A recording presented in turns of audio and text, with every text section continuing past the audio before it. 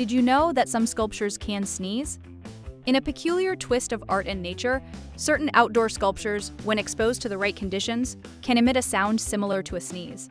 This happens when rainwater seeps into tiny crevices, and as the sun heats the sculpture, the water evaporates rapidly, causing a sudden release of air. This quirky phenomenon is not only amusing, but also a testament to the unexpected interactions between art and the environment. Next time you pass by a sculpture, listen closely. You might just hear it sneeze.